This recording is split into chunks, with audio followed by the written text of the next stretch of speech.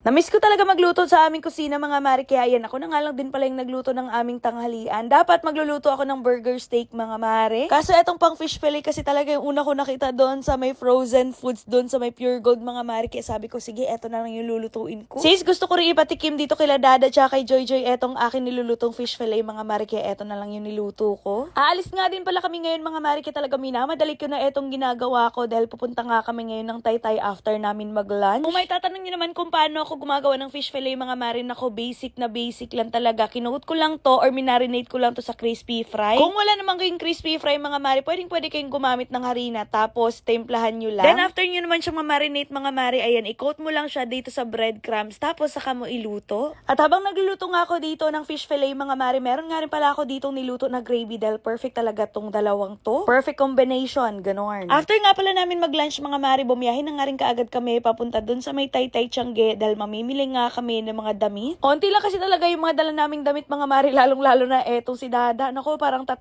pair lang yata yung dinala neto. Kasi sabi ko sa kanya, pupunta kasi kami ng Taytay Tiangge mga mari, kaya sabi niya, doon na lamang daw kami mamimili ng kanyang mga pang-outfit. So yan, saglit lang din naman yung biyahe namin, nakarating na rin kaagad kami dito sa may Taytay mga mari. Tapos nag-grab nga lang din pala kami. Bumaba na nga rin kaagad kami ng sasakyan mga mari, at pagkarating nga namin dito, sinimulan na nga rin kaagad namin yung paghahanap namin ng mga outfit namin. Namangha nga sila Dada mga mari dahil sobrang dami nga daw mga nakasabit dito ng mga damit tapos ang mumura lang. Tingnan nyo nga etong sleeveless na to mga mari, etong sando na to, sobrang mura, nasa 50 pesos lang. Eto si Dada kasi mga mari, hindi yan siya basta-basta bumibili, hindi yan siya basta-basta bumibili sa may online, gawa ng sobrang laki niya nga. Kailangan kapag kabibili siya ng mga damit or mga short mga mari, kailangan nakikita niya dahil yung iba kapag bumibili siya sa online, talagang hindi kasya sa kanya. Kaya kapag meron siya mga bibili ng mga damit mga mari or mga short, kailangan masusukat niya kaagad, gawa ng sobrang laki niya nga, lalong-lalo na dun sa may hita na part. Eto nga mga mare, akala ko talaga kasya sa kanya, yun pala hindi. Eto na nga yung pinakamalaking size pero hindi pa rin magkasya sa kanya. Sobrang sikip daw, tapos tingnan nyo, hindi niya na nga masara etong pinaka-zipper tsaka yung pinaka-mismong botones. Anyways, dahil napagod nga kami kakalibot mga mare, eto nga, dumaan na nga rin pala muna kami dito sa may bilihan ng street foods para kumain. Eto si Joy Joy mga mare, sa sobrang dami nga daw ng mga damit, nahihirapan na nga daw siyang mamili kung ano yung bibilhin niya. Tapos ako naman mga mare, dito na nga ako dumiretso sa may bilihan ng mga damit para kay baby Aya nyo, dahil sabi ko nga sa inyo, okay lang ako wala, basta yung anak ko meron. Fast forward nga, after namin mamili dun sa may Taytay Tiangge, umuwi na nga rin kaagad kami dito sa bahay.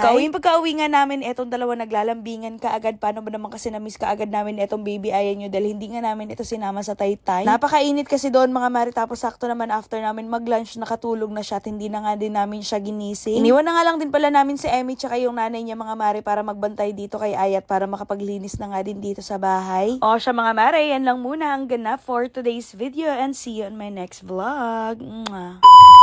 Oops! Huwag nyo na muna skip itong video na to dahil sa video na to, tuturuan ko kayo kung paano manalo at maglaro dito sa nilalaro kong Epoch Game. Dito sa Epoch Game guys, ayan, marami ka nga rin palang game na pwedeng pagpilian dito. Ikaw na lang yung mamili. Pero dito sa Epoch Game, eto nga palang Mines yung nilalaro ko. Dito nga pala sa Epoch Game guys, eto nga palang Mines yung nilalaro ko kasi napakadali lang talaga manalo at maglaro dito.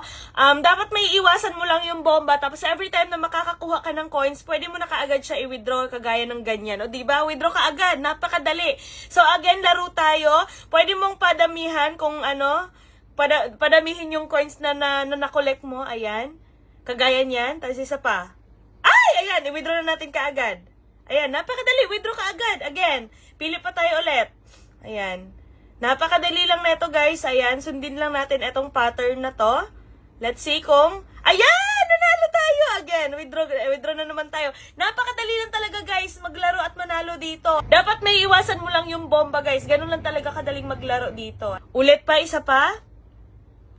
Ayan, dapat may iwasan pa rin natin yung bomba.